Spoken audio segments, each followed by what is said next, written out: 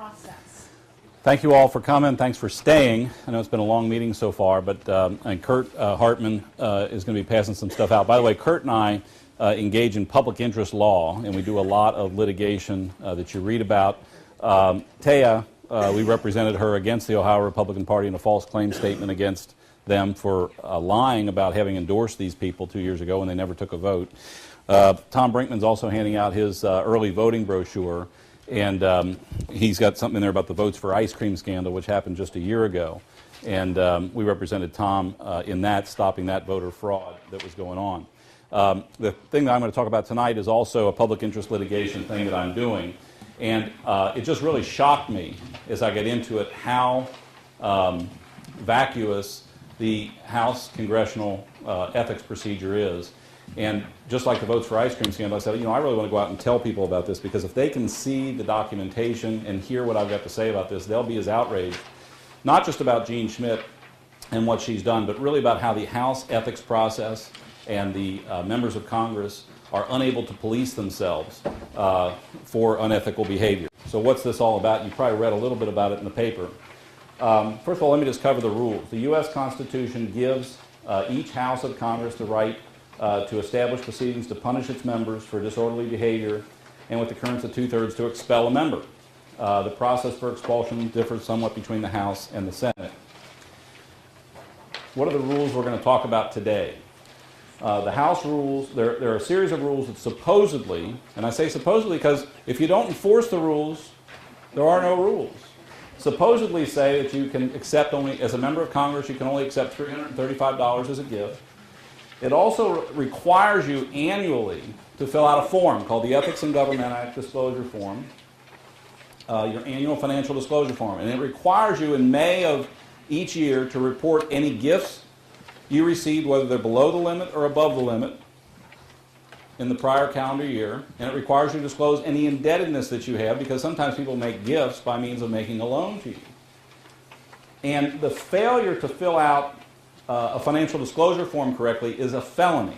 And by the way, when they nailed Duke Cunningham, when they nailed Ted Stevens, when they nailed Tom DeLay, they didn't nail him for taking bribes, because a bribe, you have to show an act in exchange for money. You have to show you exchanged money for an act. What they nail these guys for is simply lying about the gifts that they received. They say, I don't know if you exchanged a vote for it or not, but you accepted a gift in excess of the limit. The consequences of a successful investigation can be dismissal of the charges, formal reprimand by the House, formal censure by the House, or expulsion. Expulsion, in modern history, only 2 House members have been expelled. Michael Myers, in conjunction with Abscam, and James Traficant was expelled after felony bribery convictions. No senators have been expelled in the last 100 years.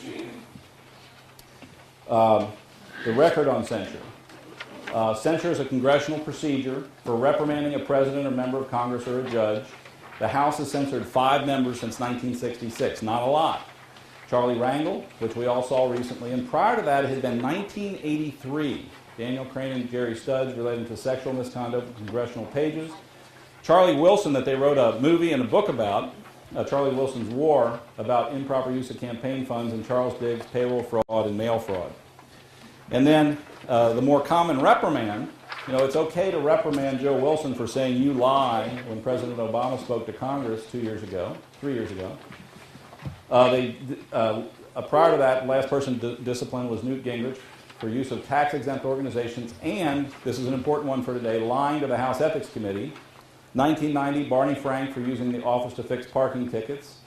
1987, Austin Murphy for another person to cast his vote, and George Hansen for false statements on his financial disclosure form, which is also a common theme. The House Ethics Committee is slow and ineffective. Let us cover a couple case studies. James Traficant case was not opened until after he was convicted of bribery. They didn't even start the investigation. The Bob Ney case was not started until 4 months after he resigned as chair of the House Appropriations Committee, and he was gone by the end of that year. Maxine Waters' investigation has been going on for 2.5 years, and what they're doing right now, they're not even investigating Maxine Waters. They've appointed a special investigator with your tax dollars to investigate the investigators.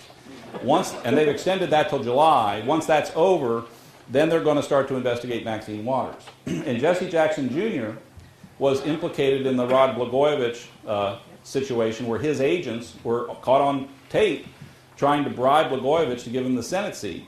He says he didn't know about it, which again is something you're going to hear about today. And Blagojevich is also being, Jackson Jr. is also being tried and investigated, but Blagojevich has already been tried and convicted. They haven't even started the Jesse Jackson Jr. investigation. The latest news, Don Young. This is fantastic. Just think about this. Don Young is under investigation for taking bribes, and he set up a legal expense fund. You're going to hear a little bit today about legal expense funds. And the legal expense funds have the same limits as campaigns of what people can give. So what he did was he had a friend set up 12 different companies. And those 12 different companies each gave him $5,000. That would be a violation of federal campaign law, but what the House said, it says, well, yeah, you did exceed the limits, but he didn't do anything wrong. And they changed the rule going forward saying you can't do this anymore, but they didn't even make him pay the money back. So in order to beef up the ethics process several years ago, the House created a separate Office of Congressional Ethics. This consists of citizens instead of congressmen. They actually seem to do their job, but their work is entirely secret until it's released by the House Ethics Committee. They have no subpoena power, and when their work is released, it's usually accompanied by a dismissal from the House Ethics Committee saying, oh, never mind what they had to say.